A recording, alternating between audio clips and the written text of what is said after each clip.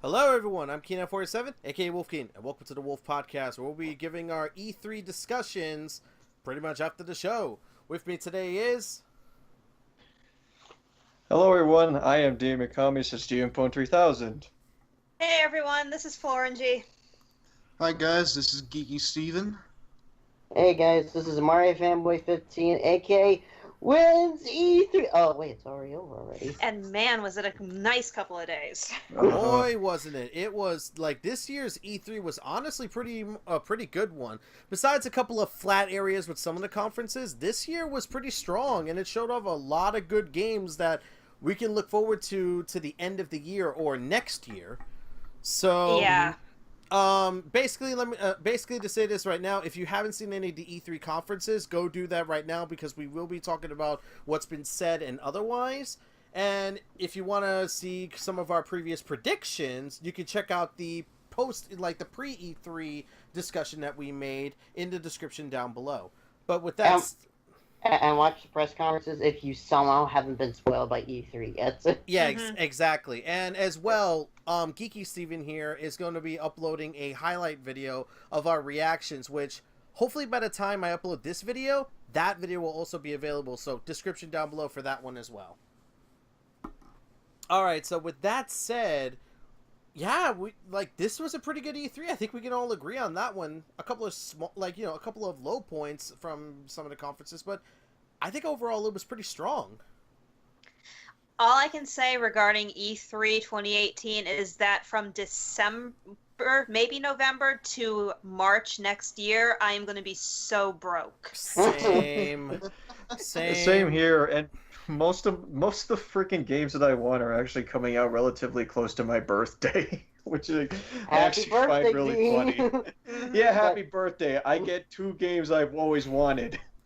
Oh my god, it's like I have 5 games pre-ordered right now. I already had 2 before E3. Now I've got 3 more.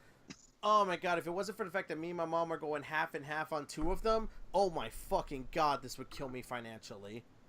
You're gonna be more broke than usual. Oh, don't even get me started. But anyways, let's get started with our thoughts on each of the conferences. We're gonna go in the same order we did in the pre-show, and as well as the times they were aired. The only conferences we will not be talking about too much in detail is Devolver Digital and the PC Gaming Show.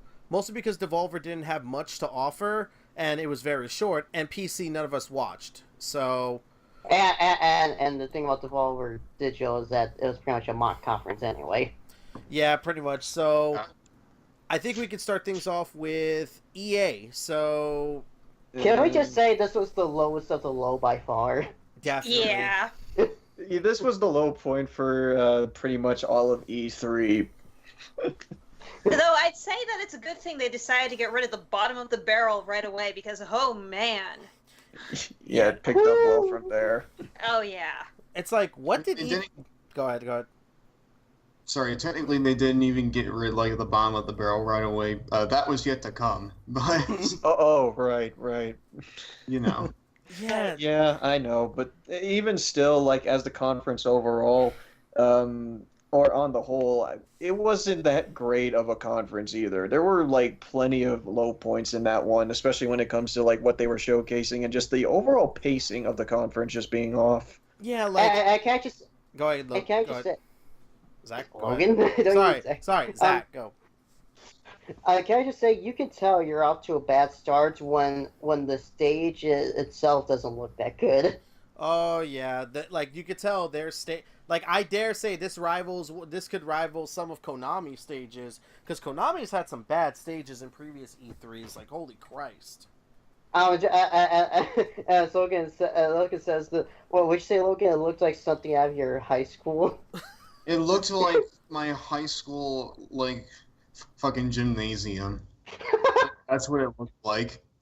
Jeez, it looked even worse than that because there were people from fucking EA on stage. So I I don't know what it is about I think, what is he, the CEO or whatever of Electronic Arts, but every time I see him, I want to punch him in the face because his face is just so douchebaggery. And the worst part is they spend so much time on stuff that nobody cares about. It's like, here's a guy that won a sports game competition. I don't fucking care. Show us some games. And you know what the worst part is? I dare say this. They actually kind of cut back on the sports this year. Yeah, they really did. It certainly didn't feel like they did, because like whenever they talked about sports, it was never on the game itself. It's like they knew that, okay, yeah, these games are pretty much the same every year and we don't really have anything to show. Let's have two people who no one knows go up on stage and talk about this trophy. And for fucking Madden, let's have this guy with whole jeans walk up on stage and talk about like fucking how he started from the bottom, now he's here. And don't even give me Which he, by all means, could be a very nice person, but god damn it, I don't think we care hard enough to like praise his efforts, especially for an E3 conference. And can I just say, oh my gosh, those red pants. I'm just like, why? I hate this trend. And don't even get me started. Don't even get me started. Was it in EA? Was it with EA with Command and Conquer? Oh my god! Yeah, don't even get me started with the absolute assassination of Command and Conquer. It was that game that made me realize how tone deaf this conference was as a whole. It's like they Okay. Like Command and Conquer, but Jesus Christ, that's just a perversion of what was originally something great. and they spent so much Yeah, and time on I it. don't know. Like this, it's like the Command and Conquer game made me realize how tone deaf the friggin' conference was as a whole, because fucking hell, these guys were sort of already on like thin ice coming in, and just completely devaluing their whole conference by throwing in like a shallow-looking mobile game. Is that what you really want to do right now? Especially for a series that has been dormant for God knows how many years, and let's see, has still a dedicated fan base as well. It's like if out of nowhere Fable came back and it was a freaking mobile game. Like It's like, for fucking EA, there's being tone deaf, and then there's not even grasping the concept of tone. And I feel like that's what like this Command and Conquer was. And they pretty much added, and to add on top of that, I can't believe they even did this. They tried to show more of Star Wars Battlefront 2. yeah, I was just like, really, guys, the ball is on you right now. And just, oh my God, bless the guy who was on stage. He was trying so hard to make it so that people wouldn't walk up on stage and beat him to a pulp. And Or boo. And don't even get me started. Like, then we got to see Battlefield 5, which there really is no information behind it besides the combat looks a lot more like, the vehicle combat looks like it's gonna be fun. But then they decide, hey, we're gonna do Battle Royale as well. Like, what is with everyone's fixation wanting to do Battle Royale? Because Fortnite's popular and friggin' PUBG is popular, and AAA companies only know how to follow trends. Fortnite did Battle Royale only because PUBG got popular. You can play PUBG. Fortnite did it better. So. Yeah, Fortnite did do it better. Don't you know? And the fact that the audience actually applauds for it, yeah! Like, no! Don't applaud Battle Royale. Don't applaud this obvious trend. Like, it's literally a trend. Like, you know how like 3D movies, like a lot of people try to say, watching movies in 3D is going to be the next revolution of movie watching. No, it really isn't. It's like I barely see like 3D. Sorry, go. It just really made my eyes hurt. Like, I still stand by my opinion that because of Battlefield having its reputation for huge battles, that if they did Team Battle Royale, they could probably pull it off. But they're not going to go the extra mile to actually do anything special. Honestly, they're not. It's like, and even then, Cole, if I could be that guy, we already have a game mode that's like this. It's called Conquest. I know. Large Conquest, where you can have 64 players in a single lobby. I know. That's the other thing. Why do they need to add another one? Exactly. Speaking of Battlefield 5, they're just like, no loot boxes, and then you find out later that they had this thing called aircrafts, which is basically like loot boxes. Well, but actually, slightly different. it's actually battle packs from Battlefield 4, and I hated the battle pack system for Battlefield 4 because it made it that, like, in order for you to get certain mods for your weapons, you had to grind out that weapon. Now, here's the thing. They had that same idea in Battlefield 3 as well, where you unlock weapon mods as you kept using it. I'm fine with that. But there's some weapon mods you can only get by opening the battle packs, which are related to that weapon. And holy shit, that's terrible, because some of the sites and otherwise were really good in Battlefield 4, but you can only get them if you open the right box. Thankfully, you didn't have to pay for that shit, but still. It was annoying. And I was just like, no loot boxes, but I just can't. Well, this is basically the same thing, though. You If just I could talk about that crowd for a second, it's funny how you say that like they were cheering. Like I've apparently like heard people say, "Oh, they were actually groaning at it." They probably were groaning, but it's like I really couldn't make it out. Oh my god. Like, I heard cheering, but maybe I just misheard it. I don't know. Can we talk about the poor presentation for Anthem for a second? Oh, yeah. And how apparently at one point we were seeing the ghost character, and apparently he hasn't been finished being programmed yet because he was only doing 1 damage with his gun. Oh my god. Can I just say that by far was the most boring part of EA's press conference? Exactly. It's like, what's the hook? What's the reason for me to play Anthem? I didn't get it. It's like... It's the game itself, supposedly, because they talked so enthusiastically about it. And I mean talk enthusiastically about it. Like, showing gameplay in the background? Oh, no, we'll just resort to using repeated footage and just loop that over and over again. While we have, like, these guys just pretty much just talk about their game, rather than us experiencing it for ourselves. And that was the other bad thing about EA's press conference. The fact that how many times they re-looped footage and concept arts. Oh, and the actual video editing on the Anthem video. What the hell? Yeah, it's abysmal. If I could be that guy for a moment, this is kind of why, like, a lot of people gave a lot of shit to the, like, not the one that was shown Division 2, but when the Division 1 gameplay came around, a lot of people were saying, oh, that's not how gamers actually act, and otherwise, at least we got to see the game actually played within game, and it's actually pretty close to the actual final product. At least I understood what the game was about. Anthem, I have no clue what the game is about. It's about flying in space and shooting stuff. No. Not flying in space, you're flying in atmosphere. Okay, flying in a planet and shooting stuff with friends. From what I've heard, the basic premise is essentially Destiny on forest planets. Oh my god. Apparently the same overarching structure. Rip off. Hey, Nelson, don't you know it's basically Destiny 3? Oh, give me a fucking Without break. being Destiny. And out of all the series that you would like to basically copy or make me want to do your own thing, why do you have to basically follow the same structure as Destiny? I feel kind of bad for Casey Hudson. I don't even think he expected this when he left BioWare. Mm-hmm. All right. And the sad part is this will probably make or break the company. Yeah, well, anyways, we're about... Go ahead. It feels like I don't want to be like super cynical for this, but I have a feeling that making this game the way it is was a corporate decision by EA. Yeah, pretty much like make it this. Which flows so hard for them. I feel so bad because maybe they really had something, because those concept art looked really fucking good. And I heard that before we got the new lead writer, Drew Karpyshyn, who did Mass Effect 1 and 2 and The Old Republic, was leading the writing staff.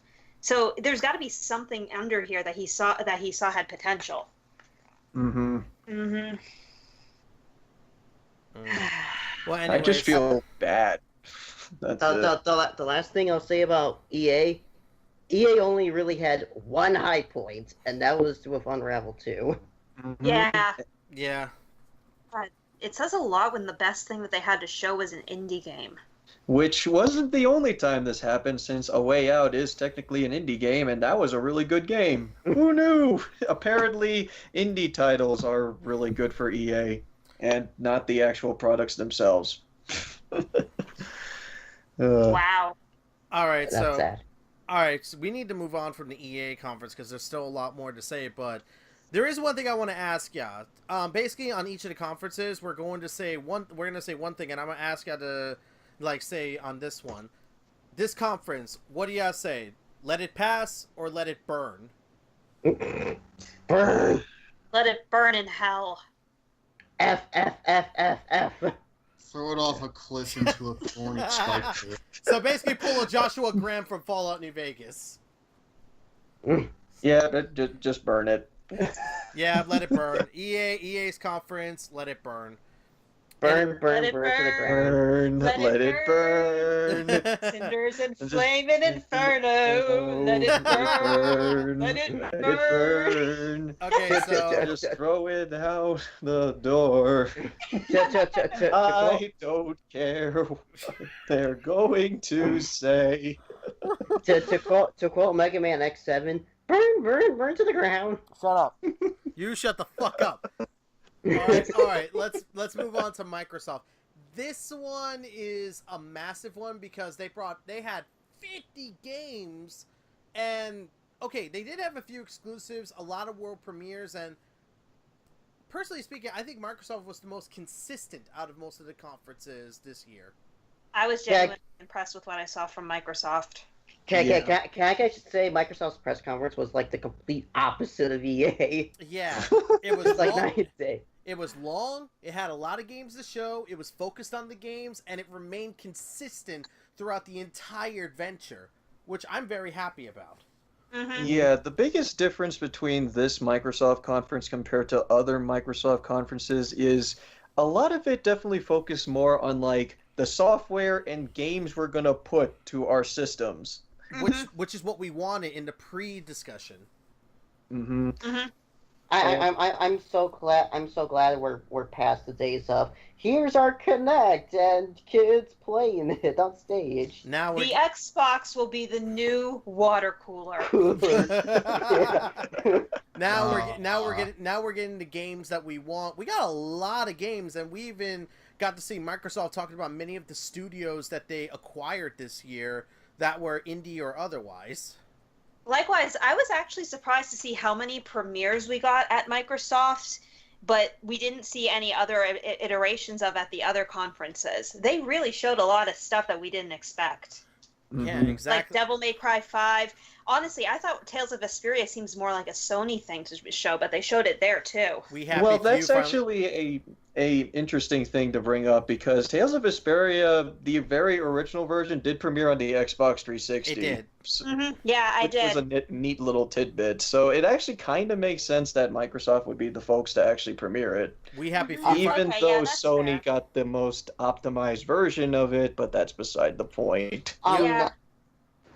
We also got. no, so what are you trying to say to me? I said we also got We Happy Few confirmed, as well as a release date finally for the game. It's like Been too long. they really showed off a lot of the companies that they got, and they really showed off the games that came with them. And along with that, they also showed off a couple of new ones, like Halo Infinite that's coming out, which I really hope is better than Guardians. And we also have 3 Gears of War games coming out with a weird pop vinyl Gears of War game. I feel like the pop. That was weird. Yeah, I feel like you want to know what the pop game feels like? It feels like they're trying to make an M-rated Lego series. Okay. Okay, sure, fine with why this. not? I'd be We'll fine. just- I'd be fine with that, honestly. What do you Let's want to just bet that it take turns out this- to be? What do you want to bet that the pop one turns out to be T for teen? Baby's first Gears of War. Baby's Imagine- first years. Yeah, exactly. Oh. Just watch it be an abridged version of all 3 games. Cool. So like DC Universe versus Mortal Kombat rated T. My God. No. But we did get to see a new Halo game as well. They showed off some stuff from almost everybody. Square Enix, EA, Ubisoft, Bethesda. Like, they had a lot of people from so many different companies show up there. And they had a good amount of exclusives too. Like, it makes me happy to see that Microsoft, and not to mention they did talk about the Game Pass, which fucking the Xbox Game Pass is a far better idea than PlayStation Now, if you ask me. Yeah, it's Yeah. like basically it's like you can download the game and you can just play it for about a week before they just take the game out, right? No, it's a month. Um, you I- pay it every month. It's a month? Yeah, you pay it every month. You download the game. You could play it for as long as you want, and then when you're done with it, you could delete it and download the next game that you want. It's like Netflix. It's like a digital Netflix, basically. Not Oh, Netflix. that's tight. Yeah. Well, Yeah, Netflix yeah. / GameFly. Yeah, like I think at one point when we were watching it, I was like, "Oh, this is almost like Origin Access, except not with EA." And then, go ahead, Zach. go on. No, I don't have anything to say. Go.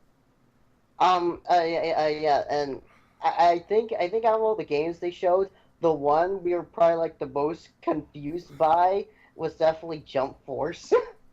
Jump Force. Oh yeah, the Shonen Jump crossover that nearly no one expected. And the absolute death of Frieza. Can I just say, as someone who's seen gameplay of it after Microsoft was over, I'm just kind of like, oh dear, maybe it's because it's not finished yet, but the gameplay is kind of slow. Like, That's just kind of surprising, considering that Bandai Namco is supposedly heading that project, and they're known for fast-paced gameplay. We'll just have to wait and see. When. I guess they kind of did that to balance it out for all the characters, cause I mean we've seen Monkey D. Luffy, we saw Goku, we saw Naruto, we saw I don't know this guy's name from Death Note. I don't know his name, so y'all can Yakami. Thank you. Y'all can fill in that blank for me. And we don't know who else is going to be in there. At least I don't. Y'all probably know a little more than I do. I can probably maybe Shaman King. Oh, I know about the Shaman King series, so. And I could probably expect a couple of JoJo characters making it there. Yeah. Yu Yu Hakusho. And Hunter x Hunter. Mm-hmm. Yeah. Because the thing about the game is that it's supposed to feature characters that are just in the Shonen Jump. Oh my god, that sounds good. Yeah. Probably not Rurouni Kenshin though, because of the circumstances around that. Yeah, isn't there like some controversy with that as well? Yeah, the creator of Rurouni Kenshin got arrested for having child pornography. Oh yeah, shit. Boo! Oh, they're done. Don't be that guy, Nelson. Boo! I'm gonna be that guy. Also, it's called Jump Force. I'm just like, oh, Jump Force, aka J-Stars 2, because this isn't the first game. This is the first time that Shonen character crossovers. Yeah, well, we never got J-Stars, so I guess this is just our way of just actually finally getting some version out of it. And you want to talk about Japanese stuff? Just like the Fighters last year, I was surprised this was at Microsoft, considering the Xbox consoles isn't popular at all in Japan. Well, you're right. Especially kind of surprising for them to see Tales of Vesperia on that too, considering that's a popular JRPG, part of a JRPG series. Yeah, from what I understand, that was because of an exclusivity deal with Microsoft. That's why we never got the PS3 version. Oh. Yeah. So do I have to blame the Microsoft company because we didn't get the best freaking version of the best Tales game? Seriously? Ironically, yes. Yeah, probably. I hate Microsoft now. It was 10 years in the making. Now I hate them. Anyways, is there anything else y'all want to bring up before we move on? Yes, I do have one more thing. It's like, you show off Forza, but not the Forza car? 0 out of 10. Worst conference ever. Oh, shut up. Come on. No one got a new car this year. No new car this year. I'm going. Yeah, Logan, did you want to say something about Microsoft since you hadn't said anything about them yet? Trying to think. No, not really. I'll be perfectly honest. All right, then. So now comes the important question. Let it pass or let it burn? Pass. Pass. Definite pass. I say. Yeah. How do I raise this pass higher? I mean, like Microsoft it's like they get a pass simply by virtue of its quantity. Mm-hmm. At least for me. And there are a lot of good things on there, but in terms of consistency and in terms of a good focus, yeah, Microsoft. Yeah, I say pass as well on Microsoft. What do you need to add, Zachary? Right. I'm sure we'll talk about this more when it comes to Square, but how about that Kingdom Hearts 3 trailer, huh? With the Frozen World. Yeah, that was cool. Oh yeah, cold. Fuck. Frozen. There it is. Anyways, And go ahead. wait. Did we talk about?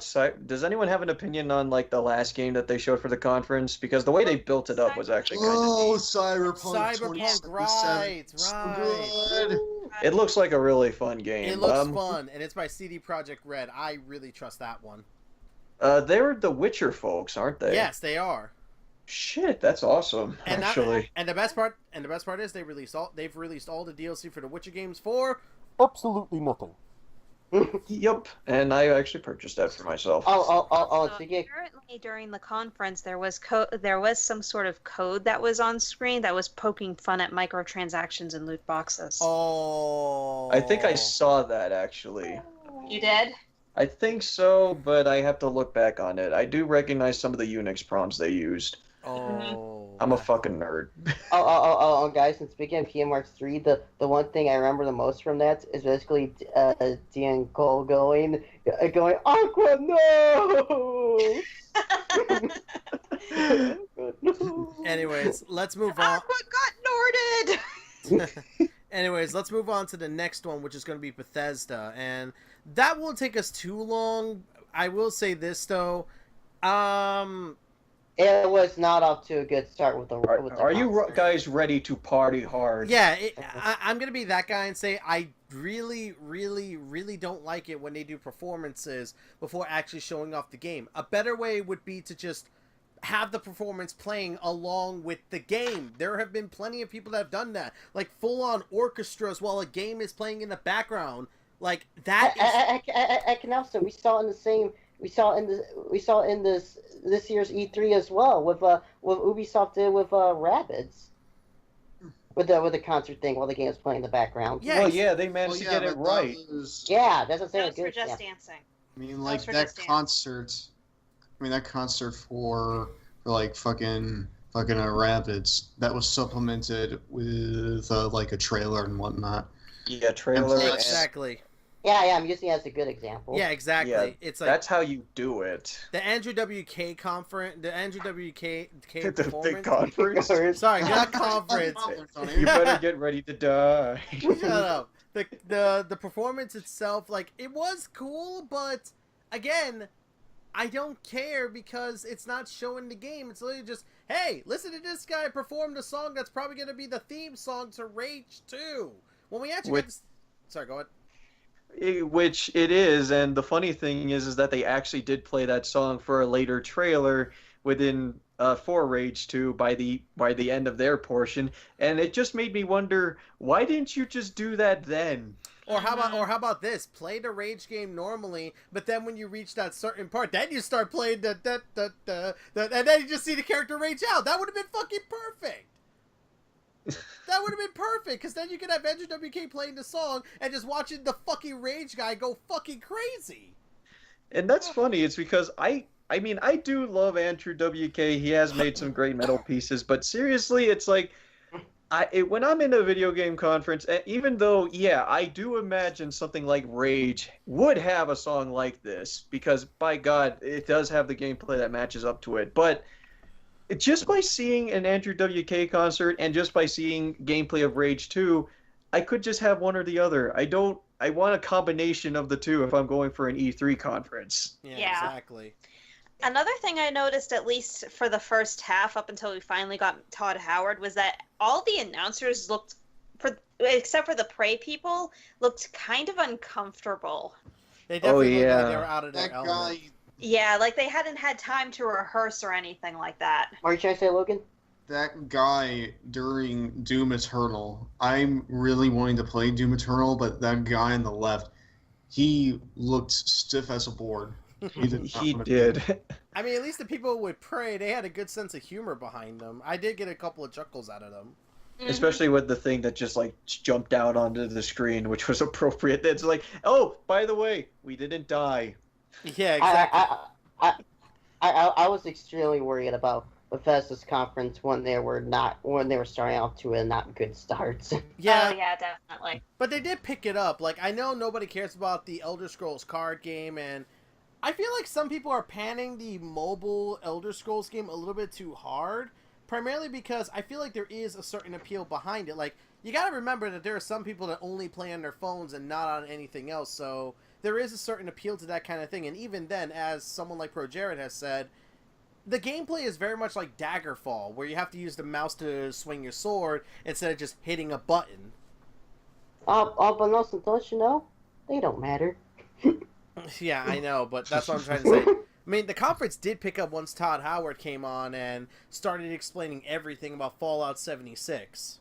Mm-hmm. Oh, but let's not forget how he opened up his segment with the freaking Skyrim Very Special Edition. Which is real! Which is You real. It's real, yeah. Which Go is on your Amazon Alexa, get it right now, and play it if you want. It's, If Eat you all the wanna play cheese. Eat all the cheese. eat the cheese! Eat all the cheese!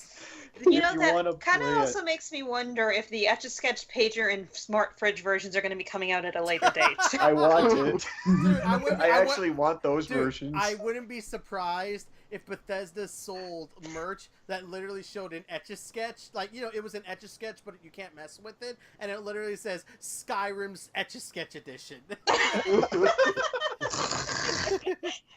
I'd buy it. Skyrim on your calculator. And I have to admit that is one thing I've liked about Bethesda's conference. They are so self-aware and just having fun with it. It's Yeah, like even at the beginning when they were like, "All right, we're going to show you this new game that was first introduced to us by our friends in Walmart Canada." Todd has an amazing sense of humor. Oh, That's what I learned Low about him. prices and their ability to keep a secret. Yeah, because I'm sure, as you guys know, Walmart loves to leak games. Like how a few weeks ago they Walmart leaked that Sonic racing game. Mm-hmm. The racing game and Fallout 76, I believe. Mm. Yeah, pretty Yep. much.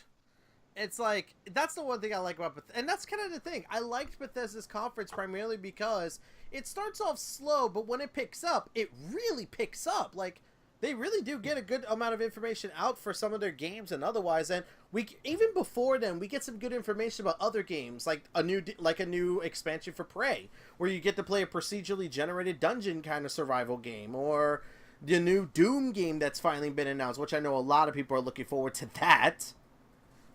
Where you're also getting the standalone DLC to Wolfenstein, and they did introduce a new IP this year.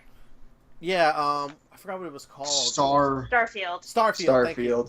Starfield. I really want to see what that game is all about, because like if we get like a sci-fi like RPG that's like Fallout and like fucking Elder Scrolls, I will eat that up. I will really want to play that. And then, Yeah, go ahead, Neen, go ahead. I apparently heard that that project had been going on for a while too. It's just they have just been kept it in the works before they actually did show that. Oh, hey, we're actually this thing's now going to be closer to actually being released. So that's really cool. Although they said that like it won't be coming until next gen, I think. Yeah. Well, it makes sense. It's a space thing, so I could kind of imagine like the scope of that would be way larger than something like Elder Scrolls. And not to mention, they teased they teased Elder Scrolls 6. Please let it be in either the Somerset Isles or Black Marsh. Please. I'm sorry, The funny but thing is that... Well, go ahead. I really wanted to be in Black Marsh or Somerset. Well, Black Marsh primarily because I mainly play Argonian. But Somerset would be cool to visit. I mean, come on, Nelson, don't you want to play Skyrim on the 3DS? No, I'd rather play with my Alexa. Honestly, if the DLC for online tells us anything, it could be Somerset for Elder Scrolls 6, because the online did revisit Morrowind. Oh my god, I would love that so much. It's like, I personally want... Or, not Elsewhere. Elsewhere is a desert region, so it wouldn't be that. But, It's not really a lot you could do with a desert setting, I think. you'd be surprised, because Morrowind had a lot of those kind of wasteland/desert areas, and they found a way to make it work. Mm-hmm. I think there's not much else we need to say about Bethesda because they were short. They were about as short as EA. The only difference is that unlike EA, they were able to present what they were showing in a much better manner. Mm-hmm. So Yeah. Yeah. So The overall thing that I have with Bethesda, as far as like compliments is concerned, is that yeah, they did talk about their games a lot of the time, especially like I think Prey as well as Doom Eternal definitely like had to go into detail about like oh we're so or Quake especially where they Oh, had yeah, to Quake. talk about that was a thing. They had to talk about like, oh, we're so passionate about this project and whatnot. But even then, similar to EA, they still managed to like keep our attention as well as just actually like show the games as well. Fallout 76 is like a superb example, like how you do show your game as well as explain it and how much effort you put into it while also keeping it interesting. Because I did not know much about Fallout 76 before. In fact, I think many of us weren't exactly that interested in it, Mm-hmm. yeah, especially with the teasers and just the some leaks. Yeah, yeah. the online leak had me like being like, I'm gonna pass, but now that I've actually seen the game and understand it more, I actually want to pre-order a copy and play it with Nelson and any of you guys. Yes, Yeah, we I'm need down to for the game. We need to survive Mhm. together. But anyways, now My- go ahead. It's like my only thing with Fallout 76 is that I hope that there's a way that you can play it offline because like Todd Howard said that like the game will be entirely online and that's what he said, that's verbatim. So I'm not sure like if that like still applies like if you just want to play by yourself or if there's going to be some kind of way to play without like PvP or whatever. I really hope that's the case because like if you just want to play by yourself it's like you don't want to be constantly like derailed by some fucking jackass coming and taking your stuff. Or maybe Yeah. playing with friends only. Maybe you just want to play with 4 friends and just go through the wasteland as is. I feel like there needs to be Yeah. some degree of like maybe squad or even private lobbies, but you can't. But playing online has like an incentive, like give an incentive to play online, but also allow people who just want to play with friends, let them play with friends. Hell, let those friends betray each other Mhm. for all they care. It's supposed You to stole be... my Nuka-Cola, Nelson. No, I did. No, How I dare didn't. you. You stole it from me. I wanted that bottle cap. I Well, too fucking bad. Todd You're the one Howard who left it said in the that you fridge. decide the heroes and the villains. So really everyone is the villain. Yeah. Exactly. So, anyways, when it comes to Bethesda, let it pass or let it burn. Let it Pass. pass. Pass. Yeah, like they started slow, but I think they won over well in the end. All right. So, yep, let it pass. I definitely agree with that one. So now we move on to, like I said, we're not going to cover Devolver because it was very short and very much like a parody conference, though it was funny as fuck. I think me, Logan, and Zachary can agree on that one. Yes, Yeah. it was loot box coin. Go and buy it. It's $150. Yeah, missed that. Anyways, now we move on. Well, we could talk about the one game announcement they did have. They had Yeah, I'm multiple sure game it is. announcements. They had a couple ones, like my friend Pedro or something. And That Sha- looked actually really fun, specifically Pedro? like simply it- because like of the kind of parkour-ish kind of mechanics. Wasn't Metal Wolf Chaos, was it called, announced? I've heard about that, yeah. Isn't that like the most American game made in Japan? Yes. Or something like. And apparently it was also done by From Software. Yep. Wait, what? Yep. Yep. Yep. Yeah. Holy shit. Wait, Yeah. wait, hold it. Hold the fucking phone. Let's go back to the Microsoft conference real quick. I just knew Nelson, you were did going you there. forget to talk about the From Software game that was made? Oh my Yeah. fucking god, I did! I did! Yeah, Holy Those guys shit! twice. From Software is working with both Activision and Devolver Digital. No, sir, and you call yourself a From Software fan. No, Okay, I'm we a can talk fucking, about I'm it a now, fucking since it's Souls related. fan. There's a fucking difference. But I'm a But you like Souls. Bloodborne? Yeah, and I consider that a Soulsborne game. This new game that's coming out by FromSoft, I'm definitely looking forward to. I just want to see more from it before I say anything else. It doesn't- so you completely forgot about it. I kind of did, yeah, and plus I'm tired, so shoot me. All right. Okay. Well, this is your fault for doing the podcast late. Oh, it's not my fault. Yeah, it took a while. Yeah, it's my You fault. could have told me to stop showing you the highlight video, but you didn't. You kept watching it. All right. Yeah, seriously. A half hour there, dude. Man, fuck you people. Fuck all of you. Anyway. But okay, Yourself, bucko. Anyways. so okay, well, let me just get the opinion out of the way. What was it, like Sacred or something like that? Seiken? Shadows Die Twice. Just Yeah. found it. That game is cool. It Moving on. is. It looks cool. It looks. I literally said this. Hey guys, remember Neo? Here's our answer to Neo. It feels so weird seeing like a FromSoft game in like broad daylight because I'm so used to it. The games being at night. Yeah, exactly, and I agree with that. When it comes to Devolver Digital, I guess Logan, Zachary, and I can do this. Pass or burn? Pass. Pass. You didn't see it, D. Yeah, I did see it. So, He gets the best pass. Yeah. yeah. So by all means, it's like the best conference I've never seen. Well, yeah. We'll say this. It was really funny. Anyways, we now move on to Square Enix and. They announced interesting IPs. It was. I mean, Shadows of the Tomb Raider. Okay. Let's sort of just. It's like, do we even remember like what they announced? we got Well, to see Shadows of the Tomb Raider. Yeah, Yeah, that was cool. That looked cool. Yeah, that was good. That was good to see. I think we got to see more information on Kingdom Hearts 3, which I'm completely okay with. Well, no. It was the same trailer, but slightly different. Yeah, it's like we'll talk about this later, but they showed off the same kind of trailer from Microsoft, and sad thing is they show off another trailer at a later conference, and good God, it should have been shown in Square Enix's conference, not what comes up later, Yeah, Sony's. Which is freaking weird. Oh yeah, the crossover event with Final Fantasy XIV. Oh yeah, that's cool. Monster Hunter World. Yeah, Yeah, that one was cool to see. Yeah, where Final Fantasy XIV and Realm Reborn is getting Rathalos, and while this wasn't shown in the E3 press conference, Monster Hunter's getting Behemoth. I'm pretty sure we're going to get that during the summer event because it has been confirmed there's going to be a summer event in Monster Hunter World.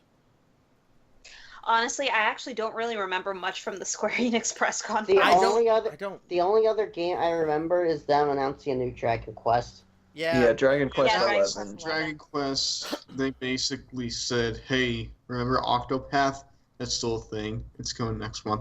By the way. And two new IPs, Babylon's Fall, and The Quiet Man, neither of which we know much about. I think Babylon's Fall is being done by Platinum Games. It is, yeah. That was the one that was being done by Platinum, which is really interesting, especially after following Nier. Yeah, it's so weird. Oh yeah, didn't Nier get isn't Nier getting like a definitive edition or something? Yeah. Yeah, on the Xbox One, which was also announced during Microsoft's conference. That's true. Square Enix really didn't announce all that much, honestly.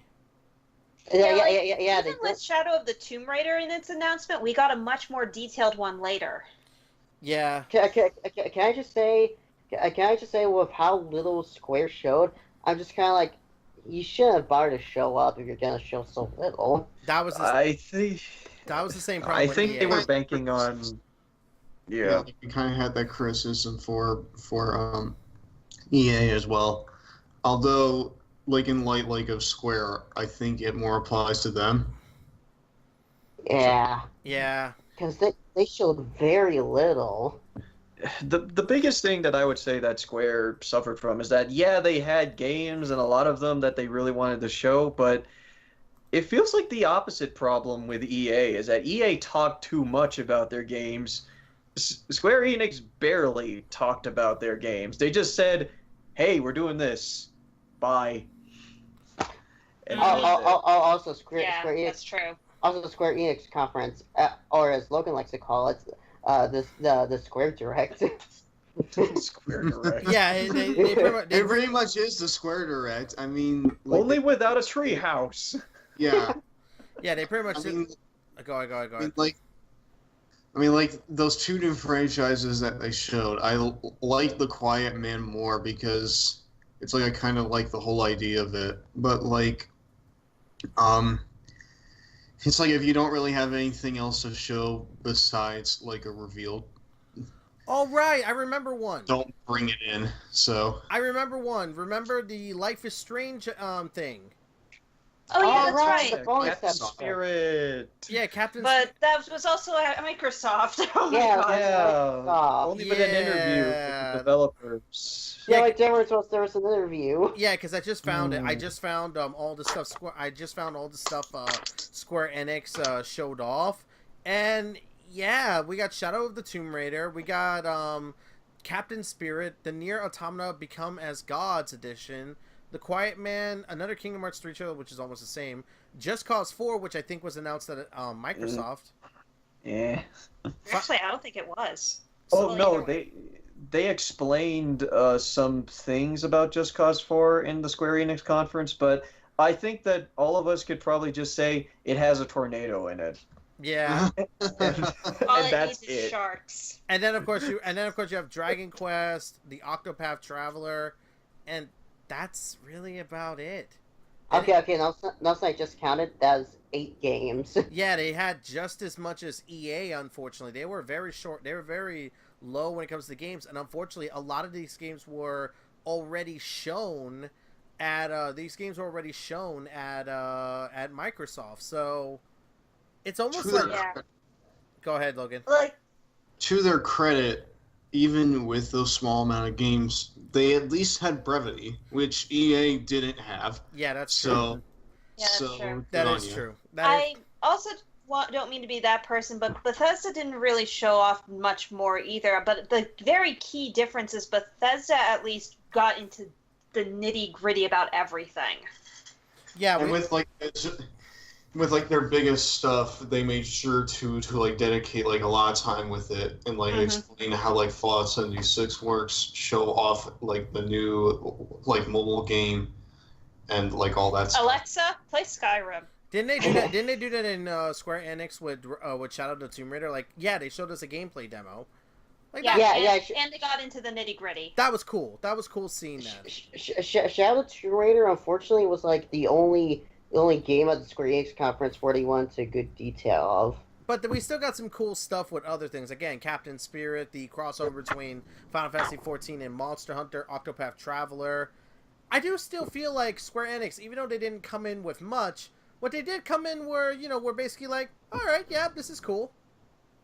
Yeah, it's just like it's cool, and then that was it. Like they Yeah. didn't go into detail about it. They did well, except for Just Cause 4, but And really, and Shadow you of the need Tomb to Raider. explain Just Cause 4 and Shadow of the Tomb Raider as well. I mean, it was just pretty much a gameplay demo, a really good one, but that's about it.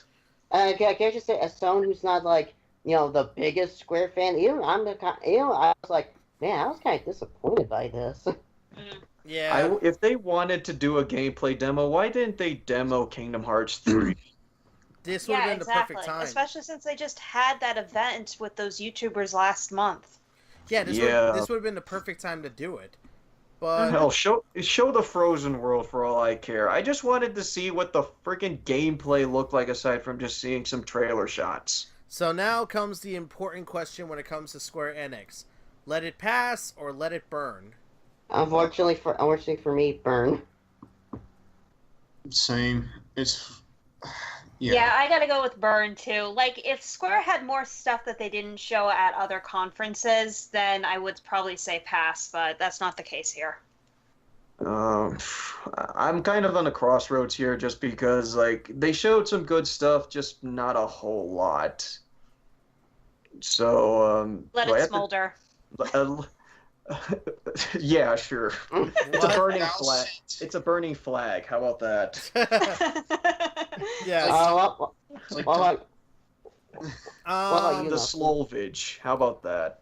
I'm actually split on this one too because Square Enix didn't bring a lot, and I do kind of see it almost as bad as EA in some areas. But in other areas, I did at least like some of the new stuff they showed off, and otherwise, like even with the Captain Spirit thing, we did get to see more stuff. We did get to see more stuff. We got to see a gameplay trailer for Shadow of the Tomb Raider and otherwise. But I feel like if they were to show, like, here's the thing. If they were to show more, if they were getting into more detail for some of these games, I think this conference would have been better received, and a lot more people would be coming out of it feeling all right with a lot of these games. Like, I'm not saying none of these games, any of these games are bad. It's just I feel like they could have done more to make us be like, yeah, I want this, but they didn't. So on that front alone, let it burn. And I'm probably the one who had the most. And they give it a pat on the back and say, "Hey, make sure Kingdom Hearts 3 is good." Yeah, exactly. The most I'll say is that it's a very close let it burn, honestly. Because let it burn slightly. First degree, not second. Exactly. So now we move on to Ubisoft, which they announced quite a lot. Oh boy! They announced quite a lot. I'll say what Ubisoft. Lots, but like nothing was that big to me. Yeah. I'll say what Ubisoft. They started off strong, but after that strong point, it just kept going down and down and down. Yeah, I'm going. Okay, I'm going through all the. Can I be honest for? Yeah, go ahead. May I be honest for a second? I usually tune out or I miss the beginning portions of most of Ubisoft's conference, and this was the first time I had to see their Just Dance announcement. That was weird. I'm serious. That was the weirdest thing I've seen in all these E3 conferences. I'm like, what are these people talking about? It's like this. Of course, the weirdest thing would be from Ubisoft. Speaking of, They're French. if I had to be greeted with a freaking panda that's dancing in front of my freaking computer screen, I'm gonna be confused. Speaking of going into all the games that Ubisoft talked about, we got Beyond Good and Evil 2, Just Dance 2019. Tom Clancy's The Division 2, Skull and Bones, Starlink, what's this called? Transference, I believe? Yeah, Transference. And that's that weird horror thing they're doing with Frodo. Then of course they showed off For Honor and talked about Rainbow Six Siege, and then they gave us Assassin's Creed Odyssey. Okay. And yeah, it's like Ubisoft started off strong, like it really did. Beyond Good and Evil 2, like Cole was freaking the fuck out, and at one point was confused beyond all recognition. Oh, good. Well, it's like if you say last year, this is going to be before the birth of our protagonist from the first game, and then show the protagonist roughly the same age as the villain in this prequel, you're going to be really fucking confused until you remember, oh, wait, that thing at the end of the first game that they just introduced last minute but didn't properly explain must have something to do with it. I'm not going to say anything else. Yeah, it's like, I can't really make any guesses. Like, I can't really make any guesses or otherwise because I've never played Beyond Good and Evil 2. So, unfortunately... Yeah, of course not. Crazy how Nelson... crazy how Nelson hasn't come out yet. It's like I've never played Beyond Good and Evil myself, but it's like it looks like the second one. It looks pretty good, and if it's going to be like a prequel, then okay, at least I can get into the series this way, or the series of all two games. But the game should have been called Before Beyond Good and Evil. No, like a Before Good and Evil. That would have been a very good title. Yeah, Before Before Good Good and Evil. That would have been And then after Good and Evil, and then after Good and You're Evil, an if the idiot. series does well. Oh my god, you're an idiot. Oh, shut up! You know it's true. Yeah, I know. But you have the most successful career out of all of us. Oh yeah. Pretty much. Yeah, pretty much. Pretty much. All I am is an idiot screaming in front of his mic. Hey, that's what I'm doing right now, aren't I? Point I mean, taken. actually, we all are. Yeah, we all are. We're all just yelling in front of our mics. Ow. And then you hit your mic. How dare Exactly. I hit my foot off my fucking table. Okay, but yeah, Beyond Good and Evil, what the fuck? I love you, but what the fuck? Yeah, it's like That's the kind of trigger that should have been saved towards the end. I don't don't mind that it started. I don't mind that it started off because again, it did start us on a high note. The problem is that Ubisoft couldn't keep itself consistent. This is why I keep bringing up Microsoft. Microsoft was able to stay consistent throughout the conference because they had high, like, you know, even at their lower points, they at least had something to compensate that low point and get us back on, you know, get us back into attention. Can I just say with Ubisoft, during the middle part Ubisoft just kind of, it really bored me. Yeah, with For Honor and Rainbow Six Siege, I'm like, I don't fucking care. A documentary about Rainbow Six Siege. Like, who cares? Yeah, I don't. Like, I don't. Yeah, I gotta be honest. I almost fell asleep during everything after the Division 2. Yeah, And it's Odyssey. I freaking left to make a sandwich during the crew. the crew. It's like, here's the thing about that friggin' Rainbow Six documentary. No one in that audience is really that into the, like, fucking esports scene. Or at least it's a safe assumption to say something like that. So, you're marketing this to the wrong people, guys. You know? Exactly. It's like, I really don't care that much about video, like, you know, professional video game documentaries. I like documentaries about video game history, not really so much about professional gaming.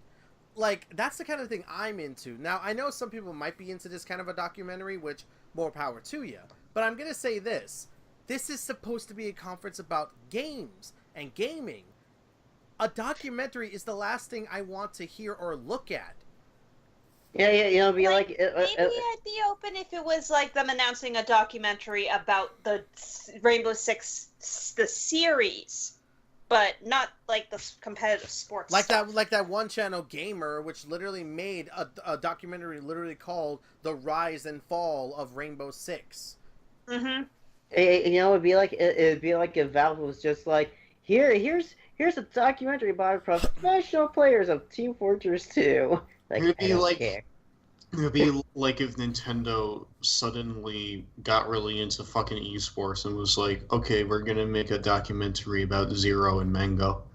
And, like, I like Zero and Mango, but, like, no one within my circle really knows who they are. Yeah, I don't. Exactly. Yeah, who? Exactly. I'm professional Smash players, but whatever. So before that, we also... don't get me started on that. I'll probably go over that when we actually talk about Smash later. I want to hear you sound salty. Oh, I will. So we also get Division 2, which I'm happy about, and I pretty much said the main reason these guys were at least interested in Division 2 was because I'm the only guy who's played it and can explain the lore of the first game and probably connect it with the second game. Hey, nothing. I'm gonna be honest. The whole time they were talking about the Division 2, I was looking at my Twitter feed. Yeah, I don't fucking blame you, but that's what I'm trying to say. Like, I like the idea of Division 2 being set in DC, and I have seen some gameplay videos for it. I'm a bit worried, but I'm still gonna check it out at some point. Like, I already applied for the beta. And then, of course... You're just hoping they don't make the same mistakes as the first game did at launch. Yeah, exactly. But after that, this... One more thing I want to say, Nelson. Division 2 also featured the return of people talking to each other during gameplay. Yeah, well, you know what? It's far better than what Anthem was. Yeah. Yeah. Mm-hmm. It's Yeah. Like, I'm okay with that kind of scenario simply because it helps me get an idea of how the game is going to work. Exactly. And not to mention, we're following one guy, we're listening to in-game comm, quote unquote. And we're getting to see the different abilities and otherwise in this game. Like, that's the one thing I liked about the Division 1 kind of gameplay thing. They showed off the different kinds of weapons and devices and otherwise you could use. Same thing with Division 2. They showed off the different enemy types you could fight, the different devices you could use, the weapons. It's like they did their job in showing off what you need to know. Mm-hmm. And not to mention they showed off the idea of raid locations. So that's cool. But after Division 2, that's when everything began to go down. Skull and Bones, I'm just kind of... I really liked it last year, but when we got all the information this year, I was just like, really just ship battles? Yeah. Skull and Bones, it looks, from the way it was presented, like, my hype went from, okay, this might be good, to this is not going to be good at all, because... It's like simply because just from how they presented it, I know that they're playing some sort of monetization scheme because of the rarities of like the friggin' shit parts. You know that they're gonna find ways to make it so that they like tempt you into buying that shit. Oh yeah, definitely. And of course, we also got Starlink, which is the Toys to Life games, and A Star Which Fox. Hey, guys, let's get the big elf out of the room. Star Fox. I was confused more than groaning. Just because it's like, okay, I get that you got something good with Mario Rabbids, but really you want to basically have your Toys to Life game where you build your own ships and include Star Fox in it? I am going to say that I am passively curious about the game simply because of Star Fox. Yeah, me too, actually. Yeah. I mean, I like building stuff, so maybe this game will be okay, but I can honestly see myself saying, wow, I have to buy all these parts in order to improve my ship. This is probably a cash-in. The only other good thing that we saw was Assassin's Creed Odyssey. I mean, Wait. Nelson, before we go into that, one last thing I want to say about Star Fox. Just like this is just like this has been a pretty rough time for Star Fox fans recently. It has. But yeah, going back to Assassin's Creed Odyssey, it looks okay. It looks okay, and I definitely like the idea that you're playing as the son/daughter of Leonidas, and I like that as an idea. I guess. However, the one big consensus is that a common thing's like people say this game looks good, but it doesn't look like an Assassin's Creed game. It doesn't. It looks like it could have been its own kind of IP, honestly. Honestly, the Assassin's Creed series has been kind of deviating away from some of the stuff that made it such ever since Syndicate. Ever since Syndicate, it's been kind of deviating away from the old formula. But I kind of guess they had to, because I do think the combat in Origins and Odyssey, as they showed, is far better than it was in the earlier Assassin's Creed games.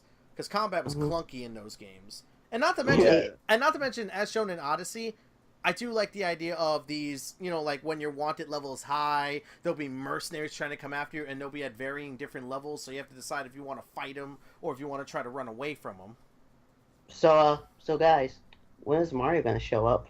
Oh, shut the fuck up. Man, the Sand Kingdom really changed last I saw. I hate you all. I need to fucking show you something like right after we finish this, because fucking Donkey made like a video edit of like the trailer and put like a Cascade Kingdoms music over it. Oh my god. God, that sounds amazing, dude. Please share later. Anyways, is there anything else anybody wants to add to the Ubisoft conference before we move on? Assassin's Creed Odyssey, I like the concept of it, and by concepts, it's like, I mean like the setting of it. It captures my attention more than the last game did, but it's like they're going to need to probably show a bit more if they're going to get me to play another Assassin's Creed game. I haven't played an Assassin's Creed game in maybe 6 years, so, yeah, My only major concern when it comes to Assassin's Creed Odyssey is how buggy is it going to be on day one? Oh my god. Oh.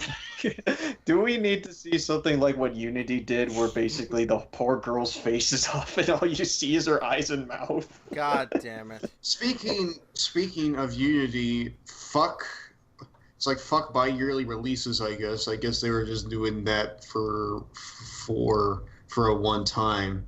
Just to sort of cool our heads a bit. I don't know. So, Nelson, looks like you were wrong about that. Yeah, I know, right? Anyways, now comes the important question for Ubisoft. Let it pass or let it burn? Burn. It's like go ahead, Logan. It's like after Beyond Good and Evil 2 and that freaking motorcycle guy. Oh, right. We should probably talk about that. I never played one of those games, but the new one, we were just laughing our asses off. Yeah, well, with the that's many that's Trials in a nutshell. You're always gonna laugh your ass off. I was just like, okay, this is not a high point for me at the conference. But yeah, it's like beyond that, it just got increasingly more sorry, like it just got like increasingly harder to sort of sit through. So, burn. I really have to think about this. I'm going to say burn because it started off strong, but then it kind of just tapered. It just tapered after the Division 2 for me. Skull and Bones, I lost interest in thanks to what it showed, and everything else. It didn't really show as much as it could have. Assassin's Creed Odyssey was the only thing that brought me back a little, but even then, I was just kind of like, eh. Oh, so can I just say, poor Miyamoto. He was there. Yeah, for the Starlink thing. So, yeah, for me, I say burn for Ubisoft. I mean, I definitely got my interest back when they showed off Star Fox, but not for the right reasons. What about you, Cole and Dean? Pass or burn? Hmm. Oh God, this is hard. Yeah, I know. I was just like thinking about this because like there were games that I was actually pretty intrigued with, and I did like the Mario and Rabbids concert that was held there. Mm-hmm. All right, that was kind of a nice Yeah, that was point. good. That was cool. Hold on. Touch, yeah. I'm going to give it a pass because the high points I still remember very vividly, but the low points are difficult. But I'm more the highs than the lows. Yeah. I'll basically be like on the kind of the polar opposite of Cole here, where I just more lean towards the Let It Burn side, just because there weren't really as many games that I was like really fondly interested in comparison. But I will say that some of their IPs were really good. It's just that I got really, really fucking bored. Well, Zachary, you're the tiebreaker. Pass or burn? Wait, technically already it's a burn because isn't there like 3 burns right now and I'm the only pass? Oh, no, you are, so yeah. Mm-hmm. So this thing was dead in the water. Yeah. I'm gonna say this is. I don't know. As you think about some more, I think I'm gonna slightly give it a pass, even though I was bored towards the middle. All right, so we're definitely split. We're definitely split on this one, and I'm completely all right with that one. Anyways, we now move on. We're gonna pass the PC conference, but I will say real quick some of the stuff they did show off. They did show off. They did show off quite a few things at the PC conference. Like I said, they showed off. I forgot. I can't see some of these games' names because I'm so far away. Satisfactory, NeoCab, Mavericks Proving Grounds, Forgotten City. Star Control Origins. Yeah, I'm looking at all these games, and they're showing off a different kind of sleuth. Overkill's The Walking Dead. They showed that off. Oh, they did? How'd that look? Oh, it looks pretty good. They also showed off Hitman 2, apparently. And as well, it was announced that apparently Yakuza 0 and Kiwami are coming to PC. That I heard about. That's going to be good. But now we move on to Sony. Oh God, boy. did they start off like it was awkward at first, like with the first thing they did, which was just... Sony took us to church. Yeah, Sony took us to church and then took us to The Last of Us 2. Okay, so I made a joke at some point during our little thing about how all the women were getting in on the blood and gore this year, and oh, good lord, Ellie did not disappoint. Holy shit! Oh, The whole gameplay demo, like, I even mentioned this while we were like doing the recording, but there was like a point in time where I actually felt a little sick to try and watch some of this, despite how visceral it was. Because the intestines that came out. Yeah, the guy got disemboweled while he was being hung, and I just thought, oh my. Yeah. Yeah, like I had to look away from that, and then there was also the point like in Death Stranding, but that's for later. Yeah, but The Last of Us 2, like, it started off with like the dude playing the banjo, which was interesting, but it was I will say this, it was cool, but it kind of went on a little too long. It went long, but there was another point in where it did go pretty long. So Yeah, it did, but I did like the setting. I did like how it was trying to immerse us in the setting of where The Last of Us 2, like, or at least the trailer they were going to show us began. I mean, the church was basically blow for blow the same kind of place that the trailer begins, and I kind of like that. But I do, again, my argument is still, if you're going to have a live performance, at least have something in the background playing. Yeah. I will say this: as amazing as the gameplay was, oh my god, it's so. What after that was so awkward. It felt like a pre-show, or just it's like wait because they had to move everyone to like the other to like the other plays. So there's like 15 minutes of just pre-show. So I was just like, oh, this is so awkward and not good. Yeah. It felt kind of clunky, but it's like in terms. It's like I think in terms like of. I think in terms like of presenting their games, Sony did a very, very good job in terms of like segueing between story and into like a gameplay demonstration. And they gave us a lot of good, especially with Last of Us Part 2, and then like the game that came after that. Both of those had really good trailers. Yeah, they gave us a lot of good games. Resident Evil 2 Remake, which, holy shit. Oh my god, we freaked the hell out as soon as like we saw Leon on screen. Yep. A more expansive trailer for Kingdom Hearts 3 with Pirates of the Caribbean being brought It looks back. almost exactly like the movie. It's gorgeous. It's so goddamn gorgeous. And the crazy part is it's a live action movie. I didn't want them to return to live action, but after seeing that, I'm like, oh, okay, you proved it. And then of course, Ghost of Tsushima. That looks so fucking good. Oh, it looks so beautiful too. Holy crap! Like I actually, come to think of it, I think this is some of the best looking games that I've seen yet from this conference. Spider-Man, and they even gave us Death Stranding. Yeah, finally some Death Stranding. Stranding. Don't know what the fuck it is. We still don't know we still don't know what it is, but at least we get to see some gameplay and make some like guesses. Like the only guess I can make is like, I don't know what it is, but it seems like all the people are carrying something in the boxes, and one of those things is literally a fucking dead body. It kind of makes you wonder, like, what are they actually transporting in these containers? Like body parts? Are they transporting like people? Like, what is it? Like, yeah. You kind of have to wonder and speculate. The biggest thing that I had from Death Stranding is that this was actually the trailer that did probably portray more of the game the most compared to the other trailers, because the other trailers were basically like, the first trailer was just showing Norman Reedus basically naked. Which I'm sure many people are okay with. Yeah. And then the other trailer was pretty much showing like a bunch of people dying in front of Norman Reedus.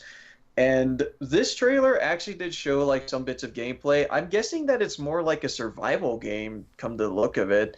And it does give some hints as far as the world is concerned, but I can kind of imagine Kojima just basically like sitting at his chair, just wondering, figure this out, bitches. And not to mention, we don't just see Norman Reedus' character. We also see other unnamed characters making a sort of journey / pilgrimage of some type, whatever they're doing.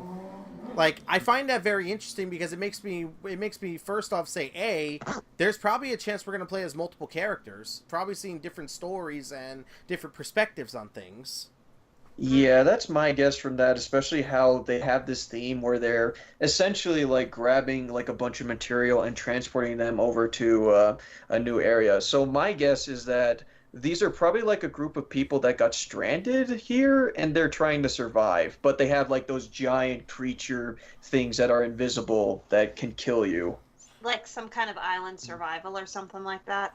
That's my guess, considering it's called Death Stranding. So or this train that won't stop honking its horn. Oh man. Yeah, it's like there's so many different ways we could speculate this game, and it does, like, this trailer at least makes me more interested to see what Death Stranding does, especially since it's running on the Unreal Engine. Like, it looks very, like, honestly, it looks very close to how Metal Gear Solid 5 looked.